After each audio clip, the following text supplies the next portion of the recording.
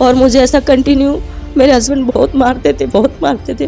फिर एक दिन मैंने सोचा कि मैं छोड़ के चले। फिर मैं सोची छोड़ के जाऊँ तो भी कहाँ जाऊँ, ये दुनिया सही नहीं है। फिर रहने लगी, मार खाते गई, रहती गई, सहन करती गई।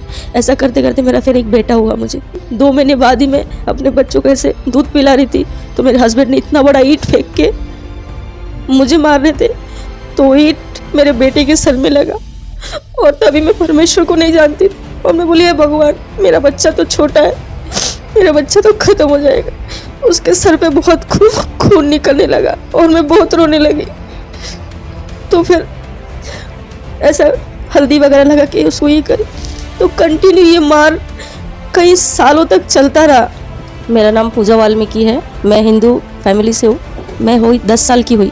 10 साल की उम्र में मैंने मेरी माँ को खो दिया। मेरी मम्मी गुजरने के बाद फिर पापा भी हमको छोड़ के चले गए, तो फिर हम 3 दिन अलग अलग हो गए। मैं मुंबई में आई रहने के लिए। फिर मैं ना हर भगवान को पुकारती थी, तो ऐसा हिंदी मूवी देखती तो उसमें गॉड का दिखाई देता था। जब घंटी क्रॉस दिखता था ना, मैं सोचती थी ये भी गॉड है, ये ऐसा भी भगवान होता है क्या? अरे वो तो अंग्रेज लोगों का भगवान है, मैं ऐसा सोचती थी। तो मैंने हस्बैंड से शादी किया। शादी करने पर वो मतलब हम लोग चले गए थे, मेरे हस्बैंड लेके चले गए ना। चालू इतना मारते थे मेरे हस्बैंड। तो मैं बोली, भगवान हे भोले तू, मैं हमेशा शंकर भगवान का मंगलवार का, ये शुक्रवार का, ये सब उपवास करती थी और उन भगवानों को पुकारती थी कि हे भगवान, हे माता, तू है तो क्यों मेरे साथ ऐसा हो रहा है? मैं तो जन्म से ही दुखी हूँ। मैं हमेशा ऐसा रोती थी और मुझे ऐसा कंटिन्यू मेरे हस्बैंड बहुत मारते थे ना था, क्योंकि बारिश के समय भी हमको बाहर सुलाया जाता था। वो सब मेरे ससुराल वाले सब अंदर सोते थे, मुझे और मेरे बेटे को बाहर सुलाते थे बारिश में।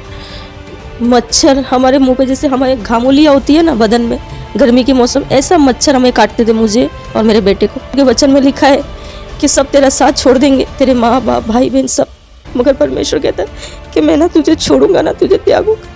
सही बात है, मैंने परमेश्वर को नहीं जाना था, मगर प्रभु मेरे माँ के गर्भ से मुझे चुना था। प्रभु ने मेरा साथ नहीं छोड़ा। उस समय मैं परमेश्वर को नहीं जानती थी। बदलापुर स्टेशन पे 11:30 बजे रात को बैठी थी, रो रही थी, मेरा बेटा बहुत रो रहा था।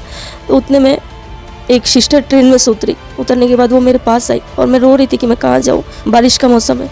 तो सिस्टर आई, बोला क्या हुआ, आप क्यों रो रहे हो? तो मैं उनको बता नहीं, क्योंकि मुझे डर लग रहा था उस टाइम कि अनजान लोगों को कैसे बता सकती हूँ मैं। तो बोला नहीं बेटा आप चिंता मत करो, मैं तुम्हारी माँ जैसा मानो, मुझे परमेश्वर ने भेजा है तुम्हारे पास। मैं बोली परमेश्वर कौन होता है? पहला सुसमाचार मेरे पास पहुंचा। तो उन्होंने मेरे सर पे हाथ रखे और मेरे लिए प्रार्थना की कि बेटा तू जो चाहती है वो तेरे लिए हो जाएगा, परमेश्वर तुझसे प्यार करता है और तेरे लिए वो होगा, तू विश्वास कर। और जैसा उन्होंने मेरे सर पे हाथ रख के प्रेयर किया तो मुझे ऐसा लगा कि मैं स्वर्ग में आ गई।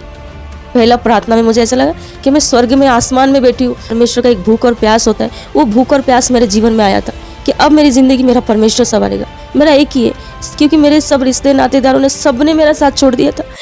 रोशनी रोशनी वो बन के आया, रोशनी